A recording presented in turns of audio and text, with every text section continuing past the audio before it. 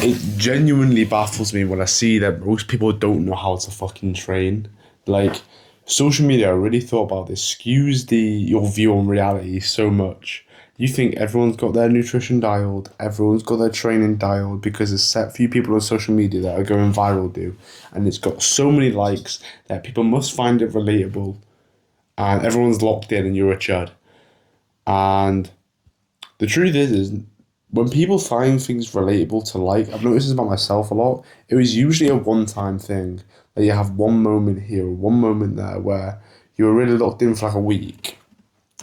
And then you fall off, but then you still like the reel because you remember how that 1 week felt being locked in. So most people's lives, and like you're not gonna get much, benefit for 1 week of being locked in. It's like studying for a week, like 3 months before the exam, like you're cooked, right? You're flicking through all this shit, like walking into the exam hall, like the notes that you've not read yet the first time. That's what it is, right? So most people relate to being locked in and dialed in and nutrition training perfect. Most of the time, they're not doing it for long enough for it to have a good effect in their lives. And let's even scrap that.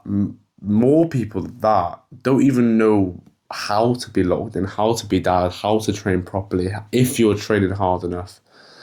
Because you're not training hard enough. Like, it's genuinely... I was so surprised to see people that I knew close to me that were jacked, big muscles, great physique for their age. Insane, right? Like girls with biceps and big glutes and lads with fucking ab veins and shit.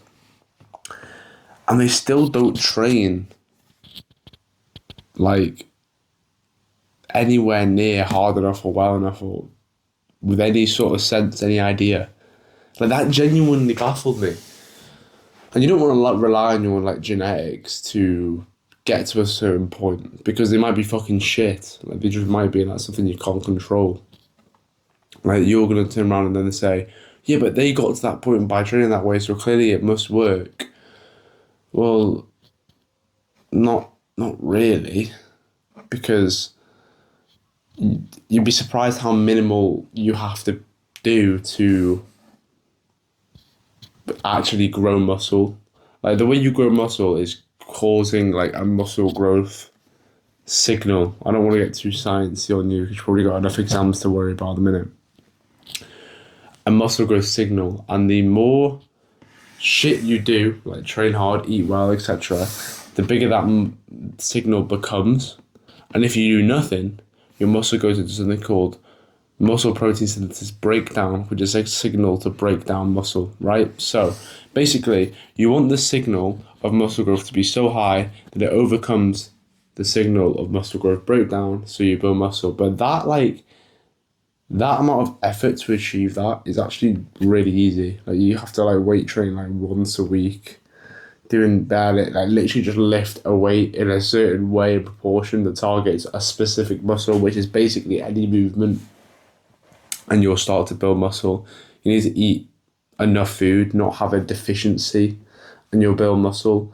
But the rate is so slow and it's so shit that it just isn't going to get you towards your goals. Like, building muscle is so minimal. So if you do the minimal of that, then you won't see much difference. That's my point. So it doesn't work. Like they've relied on their genetics, and they've been training for a fuck long period of time, or whatever the reason may be, right? There could be anything, but mainly it's genetics. And imagine if you have poor genetics, you copy the guy that looks sick, but with insane genetics. And you're like, why do I look like him? Because I'm doing the same shit as him. It's because he's got better genetics than you, but you never think of that. You think, oh, it's the training, no, it's the fucking superset of triceps, biceps, and shoulders that they're doing. It's not. Like, they've just been able to get away with that because their genetics are so prone for them to build muscle and have great proportions and be lean without even really trying, and their fat distributions in their legs, so they look lean with a six-pack, but they're not actually that lean, so it's not take them that much discipline to get to that point, but you think they're fucking insane. It's not their shitty workout they're doing, it's not their bullshit routine. It's not the fact that they go to sleep at 4 a.m, it's not the fact that they don't have to knock in with their nutrition. Great for them, they can get to look like that whilst not trying too hard. we cannot say the same for you. If you're someone that's starting or just starting, you don't know if you can do that.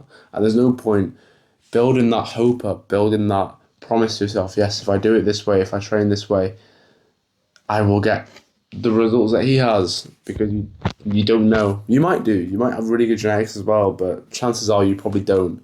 And imagine putting in all that effort, because it's still very, very difficult, very, very hard to train consistently in general, whether it's good or not, hard enough or not. Obviously, it gets harder the harder you train, but it's still difficult. But you've still got loads of shit on. You've still got exams to study for. You've still got a sleep schedule to get in check. You've still got extracurricular activities, sports to play, extra learning outside of school, individual work, coursework. You've still got all this shit going on, and there's a fitted gym session inside of that, whilst also trying to feel good about yourself, is so difficult. So you might as well make it fucking worthwhile by, when you're in there, train fucking hard and train well and train properly. So that's like what I wanted to tell you. You need to train better, and I'm going to tell you exactly how. First of all, fucking hell, where do I start here? Intensity. Training intensity is probably the single most important thing when it comes to muscle growth. The better your performance is, and the better your intensity within those sessions, basically, can you achieve failure or not? The more muscle you are going to build, the higher that muscle growth stimulus, remember that signal we talked about, is going to be compared to muscle growth breakdown. The bigger the gap, the more muscle you're going to build. As the intensity increases, so does the gap, so does the amount of muscle you build. It is that simple. So, intensity, that's quite broad, and it also can be applied to a lot of things. High intensity cardiovascular endurance is low intent for a long period of time, basically. High intensity HIIT training is like so much different than what high intensity is in bodybuilding. It's so different, or just lifting weights if you're not ready for about stepping on a stage, butt-ass naked. I completely get it, bro. It's fine. You don't want to straight glutes and men looking at your asshole and putting a sock on, putting tan on, right? Fuck that, bro. I get it. Intensity when it comes to bodybuilding is so easy. Just lift the weight with a specific exercise, bicep curl, shoulder press, chest press, until you can't lift it anymore with good form. That is literally it. Lift the weight, curl the weight until you can't curl it anymore with good form. If you're swinging it up or notice yourself swinging it up, don't count the rep and just put the weight down. Don't swing and curl and do bullshit. Please, this is why I say choose fucking stable movements, because you're so prone to swinging the fucking weight. Because you want to curl the 20s or you want to press the 40s. You haven't got that in you, it's not in your bag. It's really not, so stop fucking doing that, Jesus Christ. But, yeah, basically lift the weight until you can't anymore. That's it. I don't want you to think about, just doing it until you feel a little bit of a burn, or doing it for the pump. Don't chase the fucking pump, because it gets you fucking nowhere. You want to lift the weight until you can't anymore. And there's one mindset that's helped me do that. After my years and years of training, I would always do this. I've been in a rush for time, or, I've done the majority of the reps now, so I've got the majority of the growth. No. The last 4 reps, truly till failure, is 90% of the work. The other 5-6 reps before that is building yourself up. It's like a warm up to the actual fucking set. The last 4 or 5 reps is where you're going to build the most growth. So don't give yourself these bullshit copes of being I've done most of the work now, I've got to be in a rush, come on, I've hit failure now, I've hit failure. You can do 3 more, bro. You can do 3 more, easily. So the one mindset that's helped for me is, 1, ask yourself after every rep, can you do one more? That's it, can you do one more? And just go for it, and just try it. And when I said this to someone, they turned around and was like, oh, well, what if I can't? That's literally the whole point. That's literally it. If you can't do one more rep and you try with good form and you can't do it, you've hit failure. You've had maximum intensity. You've tried as hard as you can. And what did we say before? The higher intensity, aka hitting failure, going until you can't do any more, is going to maximize that gap between muscle growth and muscle breakdown, which is going to build you the most muscle. So when people say, what if I can't do any more? That's a bit shit. That's a bit shit. You should smile. When you try and lift a weight and you can't fucking move it because the rest of the 11 reps before it are fucking so painful and so fatiguing that you cannot no longer move this weight that 30 seconds ago felt quite comfortable. You should be fucking happy. You've actually trained that muscle to failure until it's fatigued enough to then grow again. You should be proud because that's something very difficult and not many people that even go to the gym, let alone people that don't even bother go to the gym. Sorry, I saw a magpie. Do. You should be happy. That should be a good thing. Not something that you look at and be like, oh yeah, I didn't fucking lift the weight. No, you fucking did it. You did it until you couldn't do it anymore. Fucking yes, pat on the fucking back. Congratulate yourself, get hyped, get proud. Speak to yourself in your mind. No one's gonna notice, no one's a fucking mind reader. Go, fuck it, I fucking did that in your head. And that's gonna make you feel so much better. And that's gonna give you positive feedback to then come back. When you go and you train and you actually feel like you did something worthwhile, and when you know like someone's told you that this is like beneficial, this is definitely gonna grow your muscle, it's like the effort you put in is then all of a sudden worth it. It's more or less no longer this vague thing where it's like, you know, you can't really tell if you're putting the muscle on because the way gym progress works is you go for a few weeks, you see no real difference, and then one random fucking Wednesday morning, boom, I'm like 10% more jacked. And then you train again for a couple of months, you see no progress yet, and then one random day, boom, you're instantly bigger. Like, it's very hard to notice you actually grow muscle. So when you train so hard, it can be very demotivating to think, fuck, am I actually building muscle? You know, them few months where you're not really seeing much change. Am I actually doing it? Is effort worth it? No, might as well fucking quit then. There's no point. Right, I've got things to worry about. Or you begin to skip because you think, fucking, I've not grown much in recent times. Like, skipping isn't going to make much of a difference. What, I'm going to go from making no progress to go into making no progress. Like, I'd rather just skip and actually, you know, revise for the exam or do the coursework to catch up on. Like, it's very easy to make hopes for yourself when you're not seeing the actual result. But when you hit failure and you got a one more rep than last week, so you know you're hitting progressive overload, which we'll talk about in a minute, you know you'll build a muscle that way. You just know it. You know you are. So that's that reassurance to say, yep, I fucking did it. I'm proud of myself. I was able to do something even though I didn't really feel like it. Boom, let's fucking go. And that reassurance will just keep you in the gym a little bit longer, keep you in the gym a little bit more consistent. And that'll be enough to make you jacked by the time you do school, college, go into uni. And then you're going to have a great social life because you also, all of a sudden, you feel fucking confident. Your friends are asking for your workout routine instead of making fun of you now. You actually have friends, like people aren't belittling you anymore. People talk to you with a bit more respect. Your parents, your siblings respect you a little bit more. You get into relationships. You find it weird that people actually like who you are as a person now compared to when they did before, when everyone was disrespecting you, bullying you, not liking you. You had a miserable life. This is how you fucking change it. This is so important. This changes your entire fucking life. When your social life gets really good as a fucking teenager, oh my God, it's night and day. You actually like get excited to go to school rather than sit on your own because you're excited to see the people that genuinely like you back. Like, you stop hating your fucking life. And no child, no teenager should go into school with anxiety. No child, no teenager should wake up and be miserable about their fucking life. You've not been around long enough to be miserable. But yet you are, because other people are dicks around you, right? This can change that. This can change, rewarp your entire perception of life, which I think is so powerful, bro. Like, I love having a great social life in school, particularly like the 2 years that I had in sixth form when I built the physique, and then the confidence that came with that, and the banter and the laughter and like being popular-ish, if you can call it that. Like, bro, fucking hell, like, I enjoyed sixth form so much. Like, I look back now with like, this is only last year, I look back now with such fond memories, and I don't think I would have had half them good memories if it weren't for the Jack physique. So fuck me, this is important. Before you call me vague or arrogant, no, man, this changed my life, man. And it can for you too. It's so fucking good. So, training's a failure. Right, let's get back on track here.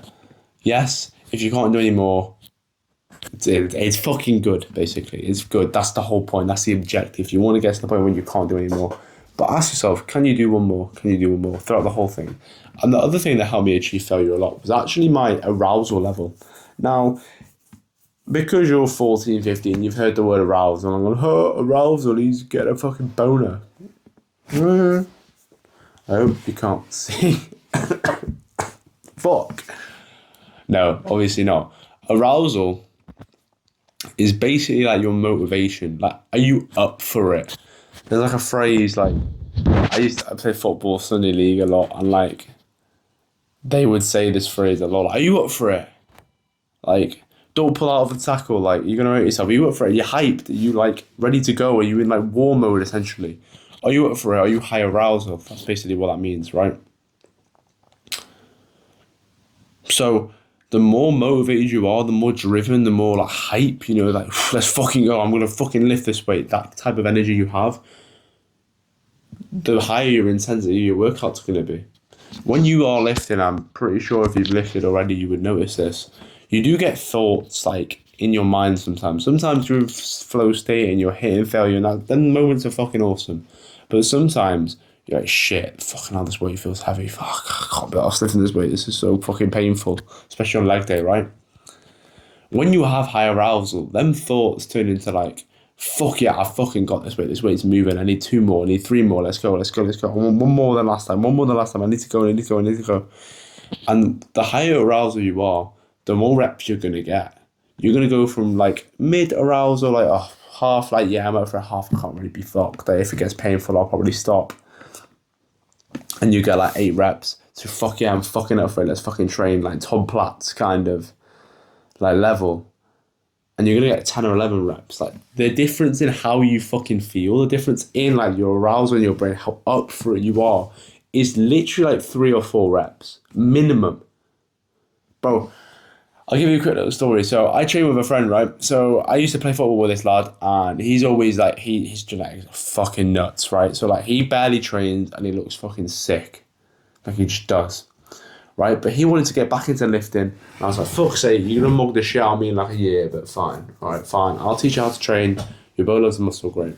And his like squat and bench. His bench went up like 30 kg in 3 months. His squat went up like 40 kg in 3 months. Like, he went from squatting like 60 for 2 to 100 for 10 in like from October to like January.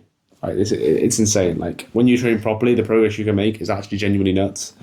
Especially with someone who knows how to do it, that's giving you like feedback all the time. Because that's what really worked for him. Like, me and him trained together all the time. So my mate, he went from like middle of January. He could squat 100 kg for 6. And we're talking about how he squatted 100 kg for 10 in January, right? It's so fucking funny. We walked up to the squat racks. We're warming up on the squat rack. We're locked in, swinging the legs around, opening the gates, let's fucking go. Like, the bar feels like, woo! Like, oh my god, the bar's moving. Fucking hell, mate. Did you need a spot for that? Oh my god. Everything's feeling great in the warm-up. Then my mate, he looks to his right, there's 3 squat racks in a row here. I'm on this one, he's on that one. His ex-girlfriend is on the one to his right. He looks over, he's like, lad, the fuck? Look at that, look who it is, fuck. I'm like, oh god. Here we fucking go, right? I'm like, oh shit, alright, sound. We're gonna have to swap the squat racks then, aren't we, fucking bitch? Like, so now he's on the left one, I'm on the middle one. His axe is on the right one, makes a bit of a difference. But in his mind, he knows that she's watching. Regardless. So he warms up, he loads 100 kg on the bar, and he squats. And they move like how every other squat has moved in his fucking life. Slow, uncoordinated, the knees are doing circles, right? But he's getting them up, he's getting depth, he's getting them up there. He gets 5. He gets 6. I'm like, oh shit, he could get a couple more here. He gets 7. He gets 8 and really struggles. He goes for 9. By this point, I'm fucking spotting him at this point. Like, fucking hell, lad, you're going to fucking die here. Like, let's make sure the safety's the right height. He gets 9. He looks around when at the top of the rep. His face is red. Breathing so fucking heavy. Making fucking loud noises. He goes for fucking 10. I'm like, fucking hell. Like, settle down. Like, you're going to fucking die here. He gets fucking 10, bro. He goes for 11, fails 11, right, bitch. 100 kg from 10, pussy. He gets 10. He gets 4 more reps. 4 more reps than the week before after, like, training for a year and stopping the training for 3 months properly again. So, like, and not completely new beginner lifter. 4 more reps than last week on a heavy compound like that. Fuck, you don't understand. Like, if you've not lifted and understand the concept of progressive overload, you won't get it. Like, oh my fucking god, that is ridiculous. Like, I'll go up, in comparison, me is a bit more advanced lifter. I'll go up 1 rep on every lift every couple of weeks. Like, it's quite typical for me to do a session and then a session a week later and get the same reps. Like, very typical. Without the same good form. If 1 week go lift, I can get a couple more, but no. Like, typically, I would get the same reps a week later. It usually takes 2, 3, 4 weeks to get 1 more rep, especially if it's like an isolation exercise and it's quite heavy for me, like a tricep push down. He got 4 more reps in 1 week. All because he looked over. I know for a fact this is true, and he told me about it later. It was because of her. He looked over, he saw her, he knew she was watching. He remembered all them, like, feelings that he had about her and the memories and stuff, and it caused him to have such a high arousal that he could train at a high intensity that allowed him to train to actual fucking failure. Actual failure when you can't do any more with good form. Genuine failure. Not all of hit failure, this feels heavy. No, he tried and failed. That's what failure is. And that intensity and arousal was so high that the muscle growth signal was so much higher than the muscle breakdown signal. He probably built so much muscle in his legs from that one set alone. So, shit like that. Get your arousal up. Visualize something bad that happened to you. Visualize your friends making fun of you. Visualize your social life and how bad you feel. Visualize your ex-girlfriend with someone else if you've seen them with someone else. Or visualize what they said to you in a particular moment. Now, this sounds like bad advice. Like, this sounds like, oh, you're bringing back trauma upon yourself. But in a weird way, you kind of have them feelings anyway. Like, you feel like this sometimes anyway. Like, you feel like shit. You feel like your friends are making fun of you. Do you actually have any friends? You're getting bullied, right? Your ex-girlfriend's with someone else, or like cheated on you, or said something horrible about you and broke up with you, right? Like, you're going to feel like that anyway. So you might as well turn it into positive energy by visualizing it and then using it for good, for positivity, for output, for something like growth, rather than feeling that in your room late at night and like crying yourself to sleep. Like, that's obviously such a better alternative. So when people say this is bad advice, like you're teaching people to be sad, but no, you already had those memories in the first place. You already were upset. You already were sad. You already were unhappy with your situation. You already were sad that you were single. I'm not planting these things in your head. Don't visualize things that aren't true, because that's not going to get you aroused anyway. It's not going to get you high enough intensity anyway. It's not going to get you hyped up, fired up. Are you up for it? It's not going to get you like that.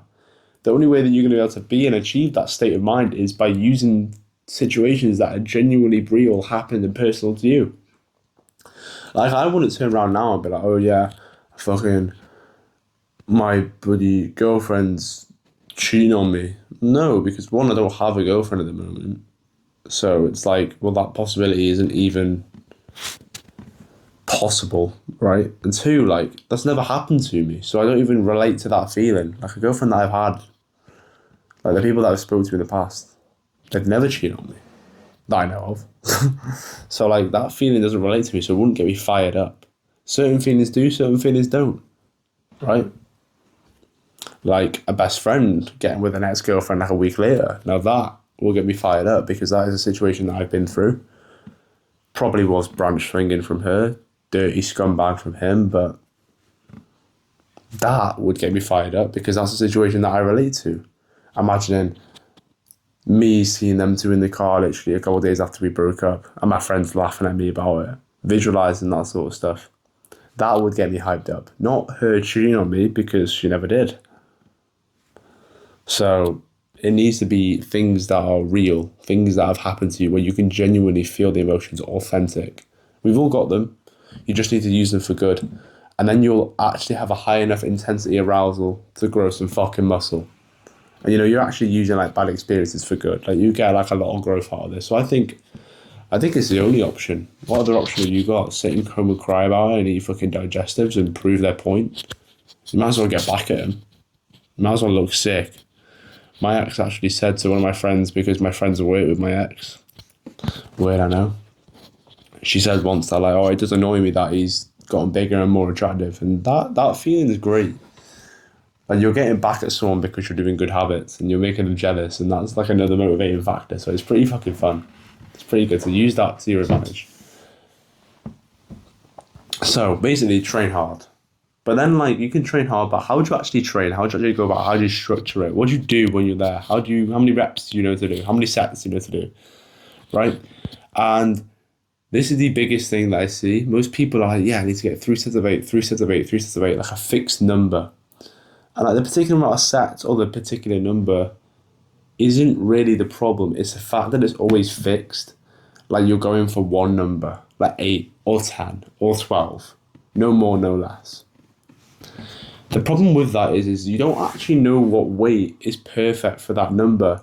And even if you find that the weight where you achieve this failure at number 12, rep number 12, for example, it won't stay like that for long because eventually you'll get stronger and eventually you'll be able to get 13 and 14.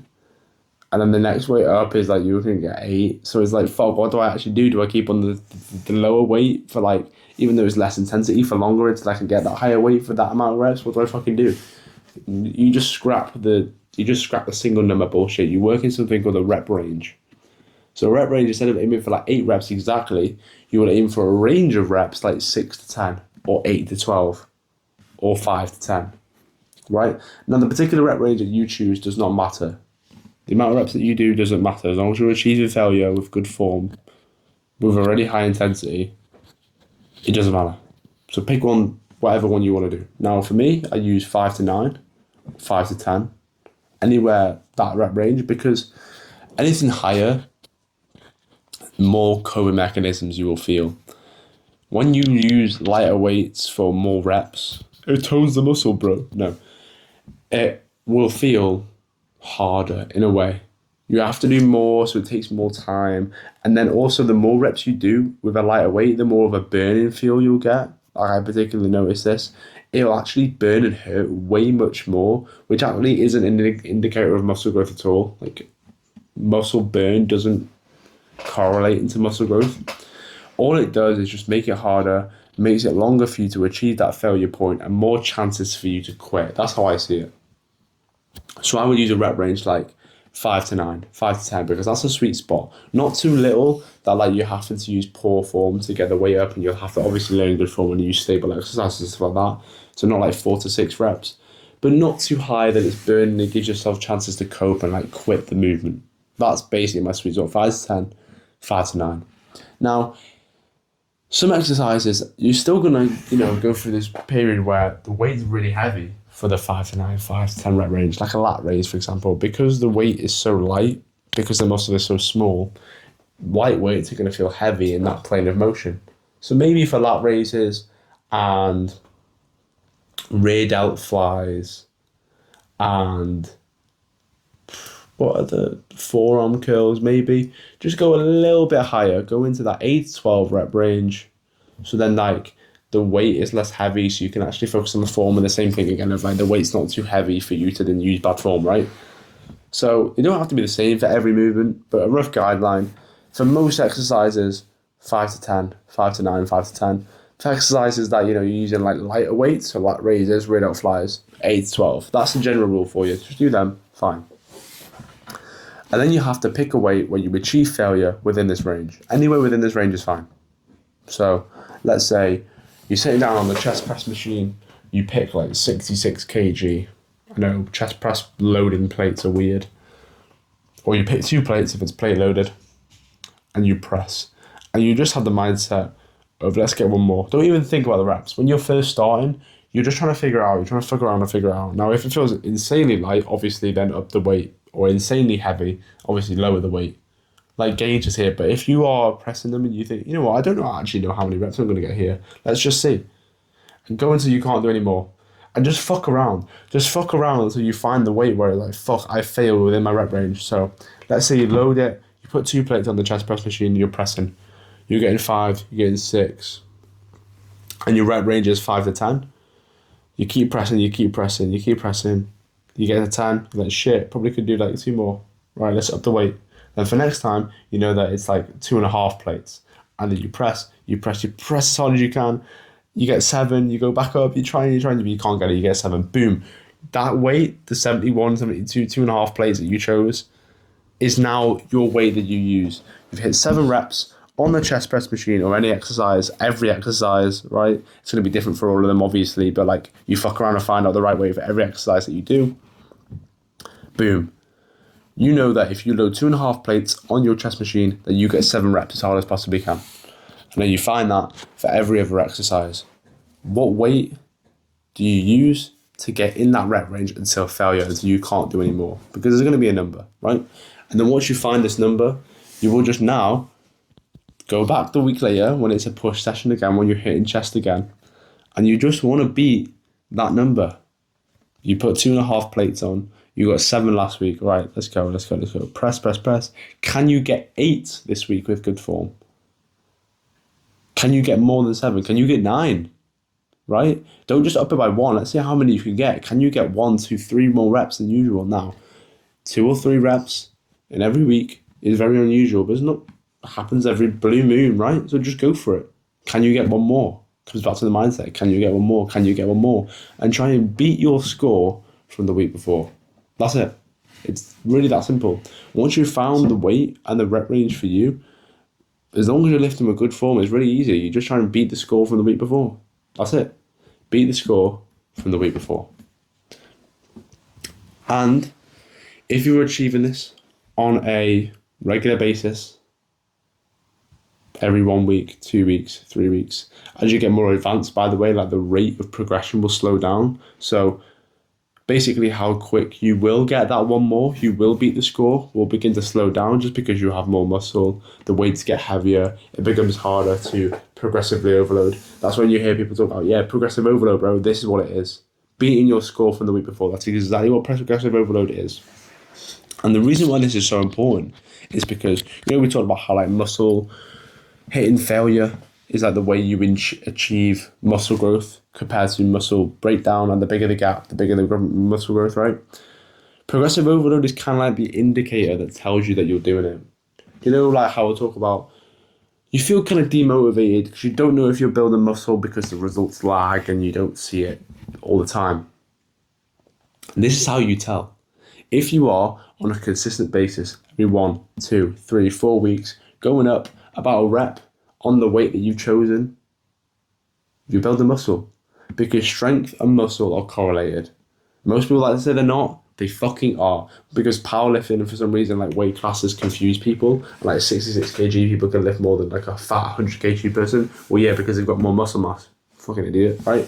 So, in general, the bigger your muscle gets, the more force production it will have, the heavier weight you can move. So, if you know the weight's moving up, the reps are going up on a regular basis, you know that muscle must then be growing in surface area to produce that extra force production, because you're the same person with the same goal, the same mindset, the same nutrition pretty much, the same form, the same exercise, the same time of day, like same amount of carbs in your system, like it's the same. So the muscle must be getting bigger.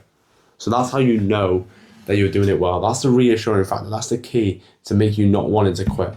You know that you're going up a couple of reps every 1, 2, 3, 4 weeks on a consistent basis. You know you're building muscle.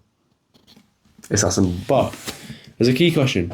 What do you do when you get to the top of the rep range? So you've trained, you've got 7 reps, and the week later you got 8, and the week later you got 8 again, and you're like, fuck, it's a bit shit. But the week later, then you got 9, and then the week after that you got 10. Right, great. You're at 10 reps now, the top of your rep range, because remember your rep range is 5 to 10, roughly. This is now when you increase the weight. You add on a little extra 2.5 kg. You add on the 5 kg plate. You put it on the next pin down on the pin press machine. That's when you know when the weight. And now all of a sudden there's a methodical aspect to it. You're not just picking the weight when you feel good and then you go there the week later and you don't feel as better. You've maybe not had as many carbs, so your pre-workout, your sleep's been a little bit worse, your diet's been a little bit worse. So now you can't lift the weight for as many times as you could the week before, and you no longer question your training whether it works or not. No, you just had an off day.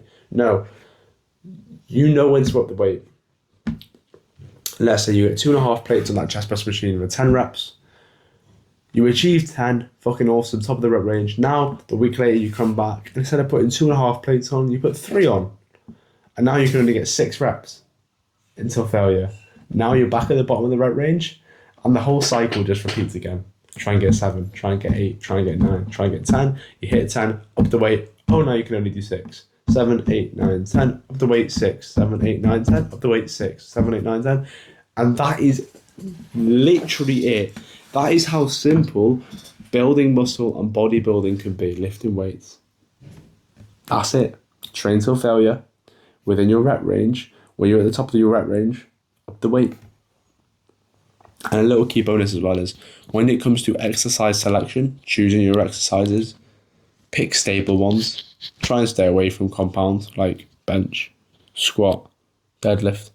I know I've talked about like squat stories in here and bench press and stuff like that.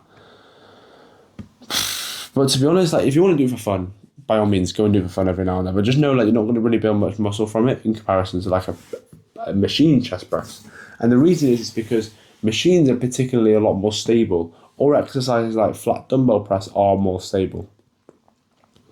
And the problem isn't because it's stable that it works better. Like you can build a fucking massive chest from benching, right? And everyone on Instagram Reels will tell you that. And it's true, you can. But I know exactly what you're like. That's the problem. I was you. I benched for 3.5 years straight. Right, I've only just stopped benching now, 4 years into lifting. Your ego gets way ahead of you, bro. Way ahead of you. A fit bird walks in across the room. Your gym crush walks in. The classmate that you think's fit. You're on a chest day with bro. You're doing a little competition. That's kind of separate, to be honest. Like, doing a little competition with bro is fun. Go and fucking do it. But if you're building muscle, like, and bro's pushing you to, like, bench really heavily and, like, you don't really want to anyway, but, you know, your ego's going to take over. You're going to fucking shag the bar. You're going to bench and go, like, fucking shagging the shit out of it. Bro, the girl across the room isn't going to rate your form anyway. It's fine. You're shagging the shit out of the bar. You're, like, trying to lock out, which is like a tricep movement rather than a chest movement. And this is the problem with compound, is like you accidentally over bias like one muscle, because compound, the reason it's called compound is because it builds multiple muscles. Compound, the word specifically is for multiple. So chest is bench press, is chest, shoulders, triceps. It's a compound movement. So like when you do bench, you will end up over focusing on one. So like the way you bench may bias your triceps a lot more, so you don't get much chest growth, if that makes sense. Or, you know, it'll just be too heavy, you'll go for it, and like it's so heavy that you're not even hitting your rep range, or shagging the bar, the form's terrible, you're arching your back, you're using leg drive, you're not really targeting your chest, it becomes more of a decline press and stuff like that. Like, it's just, fuck. It's just like, it gets out of hand. Whereas if you use a machine, one is that there's no ego of it being a big bench, but also like the mindset of having it as a machine. One will keep your form really fucking good, because you can't. How can you have bad form in a machine? If you have bad form in a machine, bro, I don't know what to fucking tell you. Just pack it in, bro. Put the fries in the bag, basically. Just cooked, right? But one, you'll have good form, and two, like the mindset of it being a machine turns you into like this intellectual. Like it turns you into, it does, like when I'm doing bench, I'm like, me lift heavyweight, me grog, me strong. When I'm doing a machine, I'm like the pectoral muscle is made of the sternocostal and the upper chest, and the upper chest is actually only a fifth of the size that the study said. So like you should train flat chest before. Like it turns you different. Like it turns you into like a scientist, basically. So yeah, I would just particularly use machines. Yeah. So what have we talked about? Rep ranges until failure. That's basically it. RIR, if you've heard of like reps in reserve, it's typically like based on powerlifting, it kind of confuses you. Don't worry. RIR is basically how many reps have you got left in the tank. We already spoke about achieving failure. Make it really simple. Achieve failure. Now, you would try and achieve failure, we'll probably put you in RIR anyway, but you don't even need to worry about it, genuinely, like, it's fine. If you see a real bin, like, how many reps in reserve do you need? RIR. Just scroll past, bro. You're going to confuse yourself. Just try and trade to failure. Make it really, really fucking easy. It's much more fun that way than trying to leave one rep in the tank. Like, you trying to leave one rep in the tank is probably going to leave like 4 reps in the tank, and you trying to leave like hitting failure is probably going to leave one rep in the tank anyway. Like, you get better at the skill of achieving failure as you continue to go. So, for now, if you don't know what failure feels like, if you can't really calculate how many reps you're going to get on a set, you don't really have that intuition, you're not really going for that long, just train till failure. It's really that easy. Supersets, drop sets. Shit like this doesn't fucking work. Don't pick a weight, do it really well, and then drop the weight and then do it for an extra burn, because again, you're chasing the pump. And again, we don't want to chase the pump. That's not going to do anything. It's going to make you look bigger in the session because there's more blood flow to your muscles, but the size of the muscle isn't actually going to grow in the long term. So it's kind of like you're stealing gains for your future self to look better in the mirror now. Not worth it. You're going to get a good pump training normally anyway. Don't bother. Supersets are things like where you do 2 exercises back to back. Instead of doing a drop set, which is where you do a set, lower the weight, and do another set, lower the weight, and do another set. Superset is like you do a set of bicep curls, and then instantly you go into tricep to do a set of tricep extensions or do another set, and then rest. Bullshit. Because remember, although it's like I'm training biceps and I'm training triceps, which are obviously opposite muscles, like agonist and antagonist muscles, which means that it doesn't really matter. No, because you're still depleted of energy and glycogen. Like the whole reason you rest in between sets is to regenerate yourself, recoup, get your brain back in the right spot, get your body right, let your central nervous system recover. And that's a big thing, by the way, which we'll talk about in a second. When you're doing supersets, that doesn't happen because you've got no time to like in between. Your central nervous system isn't recovering, so then that set where you do the second time round after having no rest, you're gonna be shite. It's fucking dog shit. So don't bother with that. Rest times, rest breaks. I'll give you a just rough guide. 3 to 5 minutes in between sets. Yes, 3 to 5. The reason is because you're not just waiting for that burn to go away. You're not, because that feeling isn't you being recovered. That feeling of the burn going away is just, it's part of being recovered. You need to wait for your central nervous system to recover. You know when you lift and like after you lift, like you feel retarded and you can't study. Like have you ever tried to study for like maths A level after doing a fucking gym session? Like legs, bro, it ain't fucking happening. It ain't happening, right? And that's because you've tired out your brain and also you've tired out your central nervous system. And this is something you can't really feel. You don't really have much kinesthesis, proprioception for your central nervous system. You don't even have much kinesthesis anyway, to be honest with you.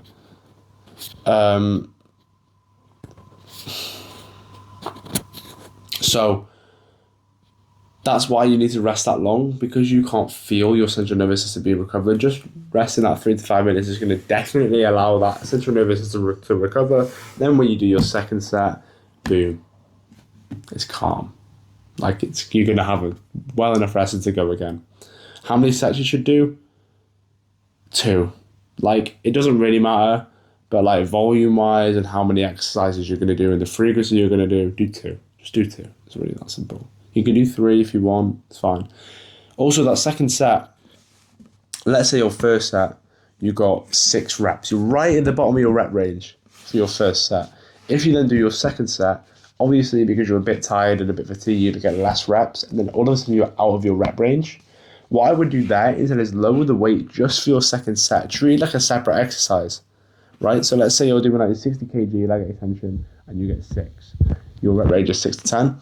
On that second set, do like 60. No, I just said 60. Do like 55, do like 50. And you'll get like 8 reps. But you're still in your rep range, so it's fine. And then progressively overload that one separately to the first one. You don't have to use the same weight for the same set. It doesn't matter. Like as long as you're achieving failure and doing progressive overload, that's all that really matters. The weight really doesn't. So you don't have to use the same weight for both sets. If you are at the bottom of the rep range for one and you're tired and you won't get it again, just lower the weight for the second set and go again. Get back in your rep range and just try and get out of that rep range and up to the next weight with the first one. That's what I would say. It doesn't have to be the same weight for both sets. Volume as well. I'll give you a little guideline on this. Like, I would love to just yamp on about this so much more in depth, but I haven't got a long enough time in the video. Maybe the course that I'll come out will definitely will be in more depth. Maybe you'll get that. But total volume, make sure you're training each session twice a week for optimal gains. Like the session, just obviously make it work around your schedule. That's the most important thing. Like you're going to be busy with college, extracurricular activities, extra per individual studying. You're going to be busy with that shit. So if you can fit it in, great. But in an ideal world, 2 times frequency, which is just train a muscle twice a week. Train chest on a Monday, chest on a Thursday, right? So however you want to do this, however split you want to fit it into is up to you. Push pull legs twice a week, upper lower, full body every other day. It's up to you, right? But as long as you're training the muscle twice a week, sound. In general, for volume, we want to be aiming from anywhere from between 6 to 12 sets per muscle group per week. Anything in that zone is be sound. So what that looks like is if you're doing chest twice a week, on your push day, let's say you do push pull legs, you're hitting chest on your push days. On your push day, you do 2 sets of flat machine press, 2 sets of incline Smith, 1 set of chest flies, 5 sets twice a week, 10 sets per muscle group per week. Even that's probably quite high, to be honest. And then do it twice a week. Bang, knock out your consistency, lock the shit in, and you'll get jacked. It's really that easy. That's how easy training is.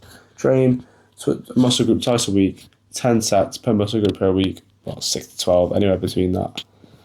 Bigger muscles, more sets. So at chest, more sets than triceps because it's bigger surface area, more to target. Get your form right, pick stable movements, and train very, very hard with very high intensity. Don't chase a pump. One more, can you get one more? Can you get one more? Using high arousal. And progressive overload. It's really that easy. Well, I should say it's not easy, but it's simple. That's what it is. So that's how you train harder, basically. That's it. Like, this is going to be the single most important thing. It's going to build you as much muscle as possible and transform your fucking life. Genuinely, it's insane. So, like and subscribe to my video, guys. Like and subscribe. I am your Uber driver. Like and subscribe, bro. Much love. That's how you train harder. I can't wait to see you get jacked. And thanks for being here for the app. I will see you later.